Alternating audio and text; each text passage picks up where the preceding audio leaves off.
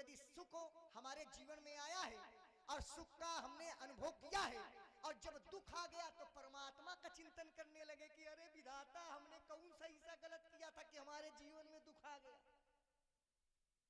ये भी सब कर्मों का परिणाम हुआ करता है संसार में, क्योंकि जो जस करे सो तस फल चाखा।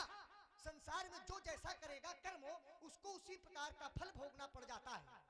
तो ये सब समय का चक्र हुआ करता है, समय का चक्र है, समय समय पर होता है, समय समय पर होता है और समय समय की बात।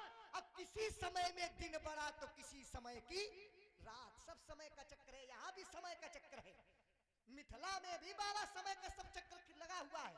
अब मिथिला में सब समय का चक्र कैसे लगा हुआ है? मिथिला में भी एक समय ऐसा था कि राजा जनक जी के पास राजा जनक जी करुण क्रंदन कर रहे थे, वीर विहीन मही में जानी। और एक समय फिर ऐसा आया कि धनुष का खंडन हो गया। तो जब धनुष का खंडन हो गया तो राजा जनक जी प्रसन्न हो गए। राजा जनक जी के साथ में प्रसन्न होने के साथ साथ में यहाँ के लोग प्रसन्न हो गए। यहाँ के लोगों के साथ प्रसन्न होने के साथ साथ में माता जानकी जी प्रसन्न हो गई और माता जानकी जी के साथ में प्रसन्न होने के साथ साथ में माता सुनैना भी प्रसन्न हो गई। सब लोग प्रसन्न है यहाँ पर। अब देखो प्रसन्न कौन कौन है धनुष के टूटने पर? धनुष के टूटने पर केवल यहाँ के लोग ही नहीं प्रसन्न है, ब्रह्मा जी भी प्रसन्न है, ब्रह्मा जी भी। अब आप यदि ब्रह्मा जी के ऊपर अपने आप को समझते हो तो समझते रहिएगा, ब्रह्मा जी भी प्रसन्न हो रहे धनुष के टूटने पर। और अगर ब्रह्मा जी धनुष के टूटने पर प्रसन्न ना होते तो फिर ब्रह्मा जी ये कार्य ना करते कि ब्रह्मादिक सुर सिद्ध मुनीसा अप्रभु प्रशंसा ही देहि असीसा। धनुष तोड़ने वाले की बाबा लोग प्रशंसा कर रहे हैं, सुर किन्नर नरनाग मुनीसा और जय जय जय कही देहि असीसा। ऊपर वाले प्रशंसा कर रहे, नीचे वाले प्रशंसा कर रहे। अब बीच वालों का तो सब खेल ही है। ये जितना सब कुछ देख रहे हो सब बीचवानी लोगों का है, बीच वालों का। अगर बीच वालों का हाथ ना होता तो धनुष का खंडन ना होता। आपने कहा कि ब्राह्मण का कार्य है, ब्राह्मण जब क्रोध करता है तो क्रोध करने से प्रसन्न होना चाहिए। अब देखो यहाँ के जो ब्राह्मण हैं, ये तो आपने ब्राह्मण की प्राथमिकता देते हुए आपने बताया, लेकिन जो मिथिला के ब्राह्मण हैं तो मिथिला के ब्राह्मण कौन सा कार्य कर रहे हैं? मिथिला के ब्राह्मण कार्य ये कर रहे हैं कि चाहता विप्र वेद ध्वनि करही। एक शब्द आया विप्र, विप्र कहते किसे हैं? तो देखिए हिंदी साहित्य में 22 उपसर्ग होते हैं, 22 उपसर्ग। और 22 उपसर्ग के अंतर्गत 2 उपसर्ग होते हैं, एक होता है वी और एक उपसर्ग होता है प्रा। वी का अर्थ क्या है, प्रा का अर्थ क्या है? तो समझ लीजिए, वी का अर्थ है विवेक, प्रा का अर्थ है प्रधान। जिसका विवेक प्रधान है वही विप्र है। और यहाँ के जो विप्रगण है वो लोग कर क्या रहे हैं? चाहता विप्र वेद ध्वनि करही तो बंदी बिरदा वलि उच्च रही, नाचहि गावहि विबुध बधूटी और बार बार कुसुमांजलि छूटी। सब लोग धनुष तोड़ने पर बाबा जी प्रसन्न हो रहे हैं। तो जब सब लोग प्रसन्न हो रहे हैं तो आप भी प्रसन्न हो जाइए।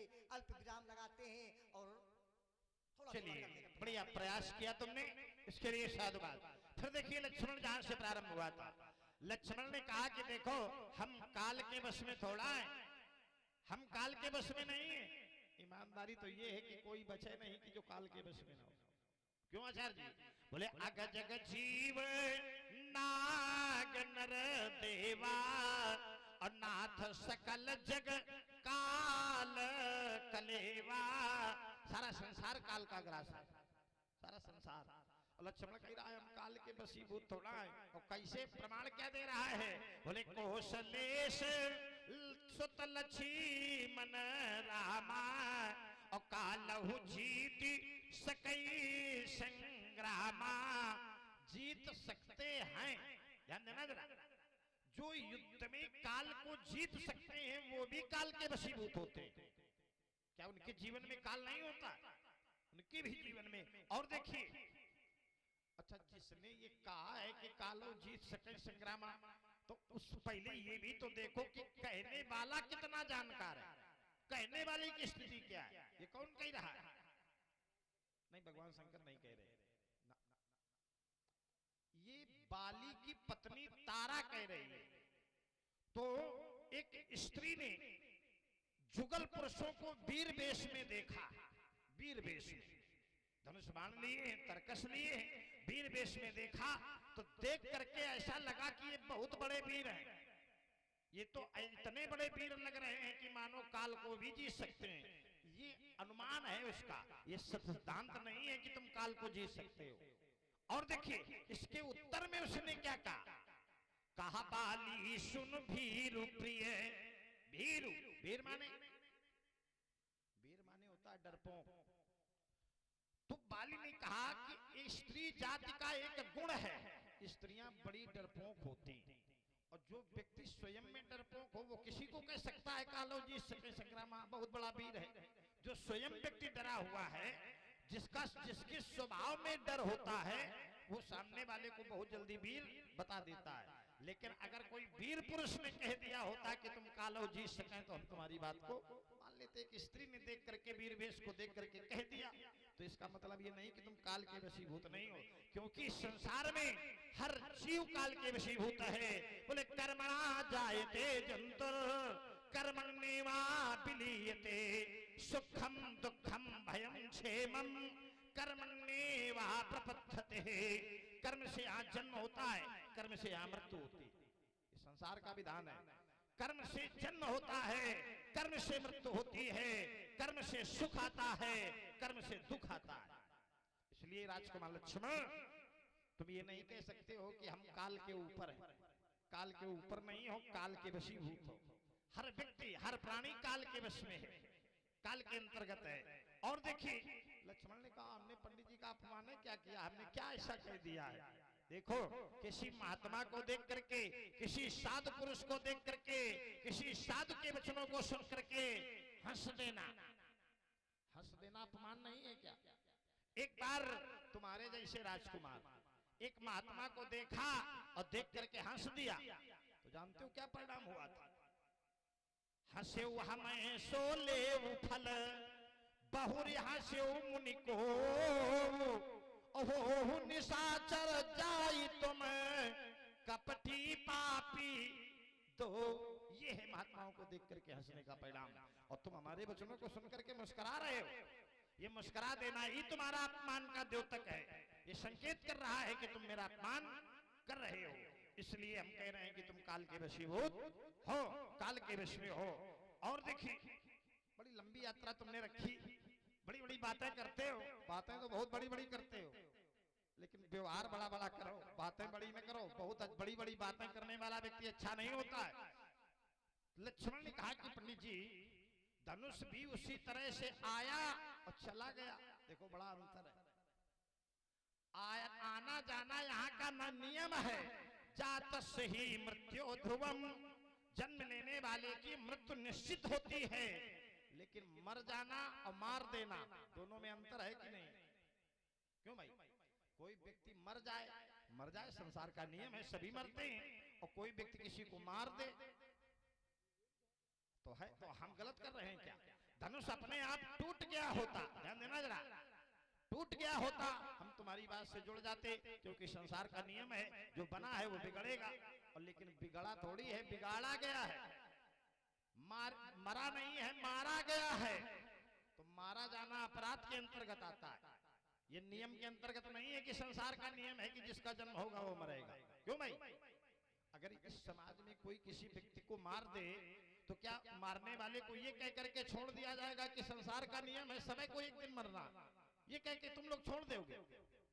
अगर तुम लोग छोड़ दो तो हम भी छोड़ दें धनुष तोड़ने वाले को।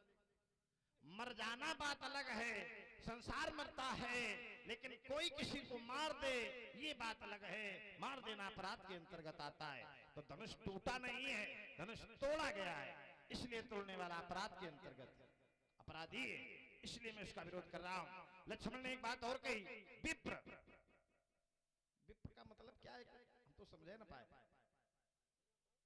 विप्र का मतलब ब्राह्मण तो अलग बात है। विशिष्टम चा प्रतिष्ठम चाह सहयो विप्रहा, जो विशिष्ट प्रतिष्ठा को प्राप्त कर लेता है वो विप्र पद पर प्रतिष्ठित होता है।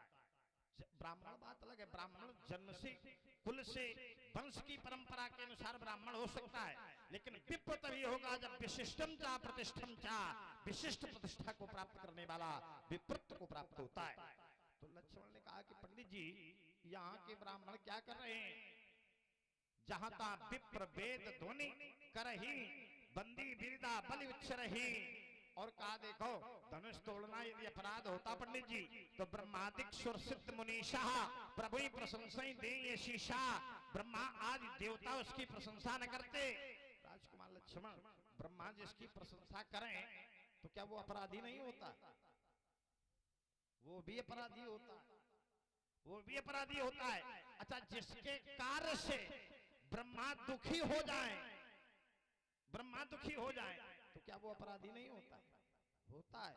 देवता दुखी हो जाए, देखिए कामदेव ने भगवान शंकर का अपराध किया और ब्रह्मा आदि देवता चाहते थे कि कामदेव न मारा जाए, लेकिन अपराध किया तो भगवान शंकर ने उसको दंड दिया, कामदेव को जला के राख कर दिया और ब्रह्मा आदि समस्त देवता बड़े दुखी हुए कामदेव के मरने पर।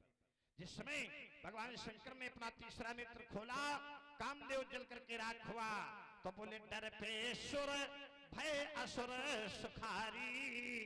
कामदेव के मरने पर देवता रो रहे, देवता दुखी हो रहे हैं और असुर प्रसन्न हो रहे हैं। तो क्या भगवान शंकर का कार्य निंदनीय हो गया? क्या भगवान शंकर ने कोई अपराध हो गया भगवान शंकर से? ना, कामदेव ने अपराध किया था, इसलिए भगवान शंकर ने उसको दंडित किया। भले ही ब्रह्मा आदि देवता उसके साथ जुड़े थे, भले उसके साथ जुड़े थे। और देखिए एक बार प्रजापतियों के यज्ञ में जिस समय दक्ष के द्वारा भगवान शिव का अपमान किया गया, वहां ब्रह्मा विष्णु समस्त मुनीश्वर उपस्थित थे, समस्त ब्राह्मण उपस्थित थे, देव गंधर्व यक्ष किन्नर सभी उपस्थित थे। और दक्ष ने भगवान शंकर को मरकट लोचन, भूत प्रेतों का ठेकेदार, शमशान घाट में रहने वाला,